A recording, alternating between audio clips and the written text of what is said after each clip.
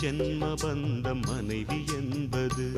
இதில் நீ வேறு நான் வேறு யார் சொன்னது? கல்யாணமே ஒரு தெய்வீகமே, சம்சாரமே அதன் சந்தோஷமே.